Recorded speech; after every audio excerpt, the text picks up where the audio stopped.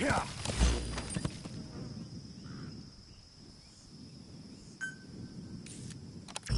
Yeah. Yeah.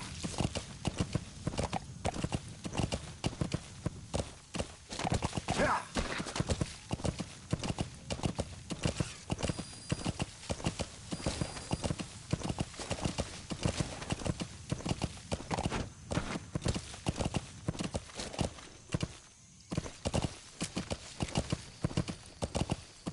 Yeah.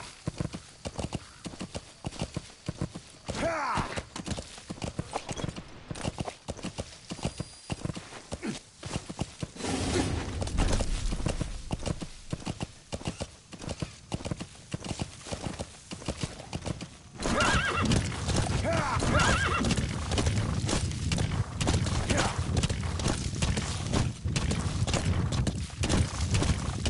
Whoa, whoa.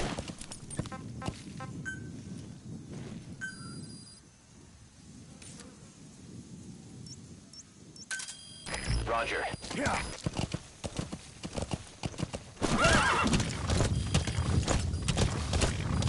Yeah. Yeah.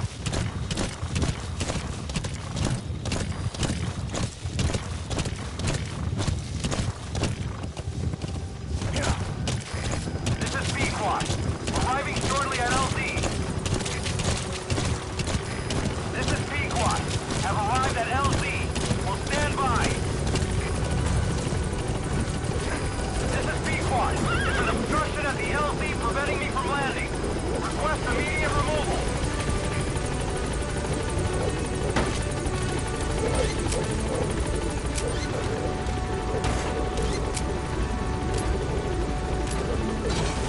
Gaining altitude.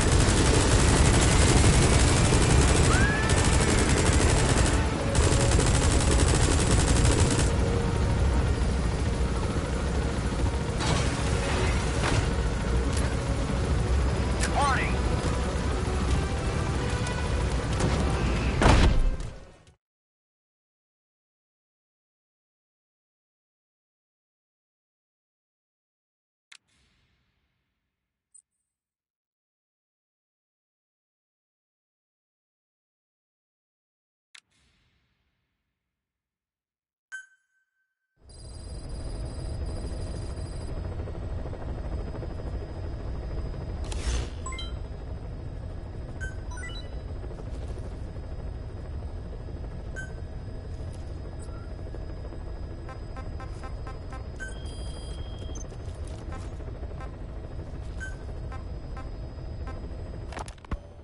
While the Soviets have indicated they are not participating in the Los Angeles Olympics, primarily because the United States has made no attempt to guarantee the safety of the Soviet Union's athletes, the United States is increasingly demonstrating the belief that the issue has nothing to do with its preparations, and in fact this is retaliation for the Western nations' boycott of the previous Moscow Olympics. That concludes today's news. That's quite some news. Soviet Union not attending the LA Olympics? Yeah. Andropov's death has changed some things. They're calling it revenge for the Western boycott of the Moscow Olympics. Countries boycotted the Moscow Olympics? Yes. In protest of the Soviet Union's invasion of Afghanistan. Over 50 countries were absent. It's too bad I didn't get to see Yamashita's judo. When the 40th Army crossed the Amu River 4 years ago, détente went right out the window. The U.S. Congress chose not to ratify SALT II, and Reagan's hardline politics won in the presidency in a landslide. According to him, the Soviet Union's an evil empire. The Second Cold War. And there's been no end to regional conflicts and civil wars. Lebanon, the Falklands, Grenada, Iran, Iraq. The story never changes. Egypt and Israel did sign a peace treaty. But then the driving force on the Egyptian side, President Sadat, was assassinated afterward. Apparently his actions were considered a betrayal of his fellow Arabs. Islamic extremists? Yes. Fundamentalist extremists have been responsible for some bold acts of terrorism in recent years. We've had extremist students in Iran take U.S. embassy workers hostage, and suicide bombings in Lebanon. Over 300 foreign soldiers stationed there have been killed. Countries have yet to develop an effective means of dealing with terrorism. Afraid of losing their own men, they've pulled their forces out, handing private forces a golden opportunity. Private forces. Small armies with no national affiliation, working for the highest bidder. That's right, they got the idea from you. After Mother Base went down, they began spreading to meet the soaring demand. Miller's organization is just one of many PFs now. The entire world is after you. But at the same time, it needs you too. Miller told me about what happened in the Caribbean 9 years ago. You do remember Miller. You'd formed a private army with him. An army with no allegiance to a nation. I remember, but... I see. You're not sure what's fact and what's a fantasy caused by the coma. It's still all a mess, huh? All I can do is tell you the facts as they were told to me. I've gone easy on you up until now, but this is where the hard stuff begins. 1974, the year before you entered your coma. You were in Colombia, operating with a small unit of men, basically mercenaries. Miller was among them. Miller was trying to find a way to turn his and your talents into a line of work. He was looking to start a business where you would fight on behalf of others around the world, those who needed military force. But the reality was, at that time, you didn't have enough gear to equip your own men. Then Miller came across this client. It was a huge job he was offering, but you had a shot at pulling it off. You accepted it and headed into Costa Rica. The client even threw in an offshore facility in the Caribbean. The Mother Base, that would be your new base of operations. Miller sure did have a head for business. As your mission went on, your unit grew and grew. More weapons, more money. Before you knew it, you were commanding 300 men. As the organization got bigger, your military powers swelled to match. It got so the international community couldn't afford to ignore you. You were just too damn successful for your own good. You, your men, had worn out your welcome. Everyone was out for you. East, West, First World, Third. It was only a matter of time before someone took you down. And that was XOF. Officially, they're an anti-terror unit under the CIA. In reality, they're Cypher's private strike force. They lured you to Cuba using Chico, the Nicaraguan revolutionary kid, and Paz, a mole who worked for Cypher as bait. While you were gone, XOF, posing as a nuclear inspection team, stormed Mother Base. At the same time, C4 they placed on the strut legs went off. The whole thing went down in minutes. XOF. Kisses and hugs followed by a big FU. All because of Miller's blind spot. A back door into Mother Base no one suspected. You remember a certain scientist. Huey was responsible for bringing the inspection team on board, giving the enemy a perfect opportunity to hit you at home. You were returning from Cuba when it happened. Mother Base came damn close to taking you with it into the Caribbean.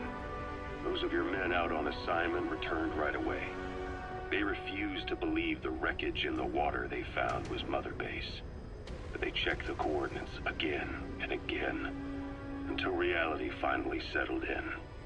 You were supposed to die that day. That was XOF's primary objective. As far as most folks know, you did. The first doctor to see you wasn't even sure what he was looking at. Before they'd even finished operating, your men moved you to that hospital in Cyprus. It was a woman named Eva who arranged that. Rings a bell, huh? Most men in your condition would have been written off right from the start. But you survived. You went straight down to hell, and they pulled you out. Your eye wide open. Full of venom. The days of Naked Snake are long gone. Welcome back, Venom Snake. This world still needs you. Here, Snake, try this on. A prosthetic arm. Yeah, Miller was calling it the arm that wasn't there. The physiotherapy's going well. Your arm's bulked up enough for it to fit. There. Perfect. A little time with it, and it'll work better than the real thing. What do you think? Huh. I can still feel my real arm. Well, you better get used to this one quick. You have any pain? Every now and then. Where? My fingertips. My left fingertips. Sounds like phantom pain. Your brain still remembers your old hand. Yeah. What about your vision? Can you see okay? Yeah, at the moment. Now, the shrapnel in your skull is pressing on your optic nerve. I'm told any hard impact could have an effect on your visual cortex. Yeah. The doctor mentioned that. Your brain might process visual information incorrectly. In other words, you could have hallucinations. You might see things that aren't there, or not see things as they really are. You experience any of that? I think so. When? Right after I wake up. Colors look faded. Colors, huh? Well, that's not a major concern in and of itself, but it could mean the difference between life and death in the field. You'll need to watch out for that. I will. All right. You should continue your physio. We'll be arriving soon. It's the last chance you'll get.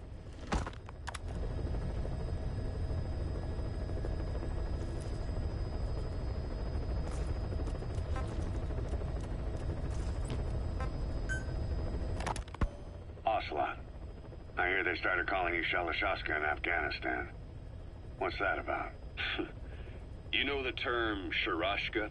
It's slang for a suspicious, hastily thrown together organization. The word became associated with a type of forced labor facility in the Soviet Gulag system. OKB scientists and engineers who'd been convicted of crimes were sent to a Sharashka for forced R&D.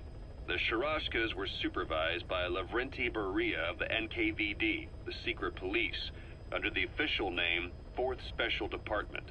Forced research? That's not very different from what we do here. Diamond Dogs is different. Everyone here believes in you. Regardless of where they came from or why they're here, they revere you. And they're fighting because it was their choice. And if it wasn't, they'd leave? Who knows? That's our reality here, whether it's real or not. If there's another truth, I don't want to know it. All that matters is that's the concept that's taken shape in their heads.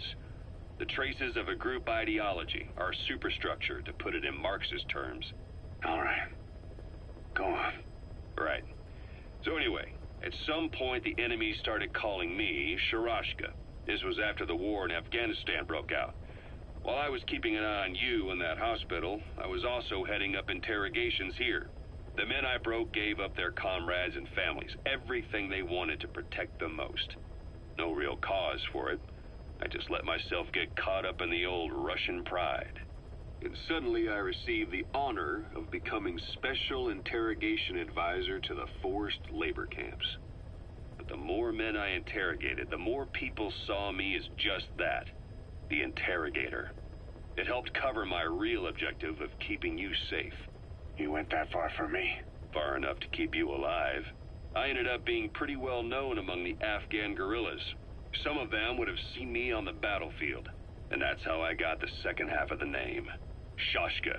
It's a sword, a type of saber from the Caucasus.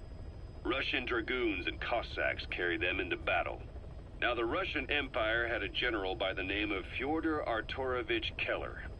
His bravery earned him the nickname Russia's Greatest Shashka. Someone must have known about that, because somewhere along the line, Shashka got stuck on the end of Sharashka. The guerrillas were using the name amongst themselves, and by the time I got to hearing about it, pronunciation had wound up as Shalashashka. So, half Gulag, half Hero Sword.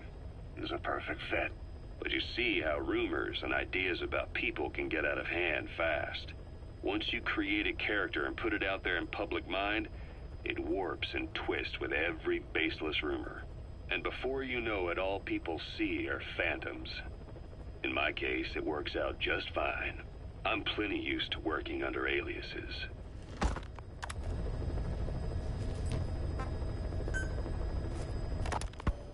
So SALT II still hasn't gone into effect? That treaty was drawn up to limit not just the size of the U.S. and Soviet Union's nuclear arsenals, but also their delivery systems. The whole deal. Just when we thought all those years of negotiations had paid off, somebody decides to invade Afghanistan. The timing couldn't have been worse. The president was in the middle of the SALT II talks back then. You mean while you were busy trying to stop Peace Walker? I heard. President Ford was meeting with the General Secretary in Vladivostok. In his absence, the political brass in America detected what they didn't realize was false nuclear launch data from Peace Walker, and were on the verge of ordering a retaliatory nuclear strike. Coleman's big idea? Humans are incapable of destroying themselves. Turns out he never knew what humans are capable of. If that AI, the boss, hadn't found a way to stop the fake data transmission, they probably would have gone ahead with the launch. Deterrence was revealed as the pipe dream it was. All thanks to you. And her. The U.S.-Soviet talks looked set to fall through. What happened in Nicaragua no doubt helped trigger a change of heart. But in the end... The time's define the politics. When you've grabbed their tail, they turn and bite your hand. I first met you 20 years ago now. The place was Selenouyarsk in the Soviet Union. We were enemies. I was with the GRU. You were still fighting for America. 1964. Operation Snake Eater. Its objective? The assassination of the legendary soldier known as the Boss. When you returned home successful, they awarded you the title Big Boss. Your CO, Zero, sought to carry on the boss's will by covertly establishing his own organization. You knew the original members from Operation Snake Eater. From America, there was David O, or as he was to you, Major Zero. Donald Anderson, aka Sigint. Dr. Clark, who went by paramedic during the operation. And the fourth, you. From China, there was Eva. And me, Ocelot, from the Soviet Union. 6 in total. To us, government notions of friend and foe were meaningless. As were East and West, we joined forces by our will alone. Our objective was to fulfill the boss's dying wish. To make the world one. And to do it, Zero used the Philosopher's Legacy, the secret war fund you obtained during Operation Snake Eater. This organization would go on to become Cypher. I, on the other hand, was left with the problem. You only recovered half of the legacy. I had to locate the other half myself. When I found the funds, I passed them on to Zero, just as you wanted. I still trusted him in those days. We thought what he was doing was the boss's will. Until he started that one project. Les enfants terribles, Zero called it. You parted ways. As did Eva, leaving only Anderson and Clark still with him. I maintained limited contact. Although, truth be told, we were just keeping tabs on one another. The reason was always you. After you returned to the Army and created Foxhound, you left America. For a time, even I'd lost track of you. I'd imagine Zero did too. You always were the best when it came to hide and seek. Zero created Cypher, an information network to tap into every corner of the globe. Woven together, Cypher's arteries make the world just one big organism. And that's not all. It also monitors the thorn in Zero's side. That's you, tracking your coordinates wherever you might go. The further you strayed from your roots, the larger Zero became. It's as if he was trying to close the gap between you. But before long, he disappeared from public life. Only a few people had direct contact with him. For a time, I was one of them. Then a year after you fell into your coma, he slipped out of sight entirely. Since then, nothing. No photos, no recordings, not even a reliable rumor as to his whereabouts.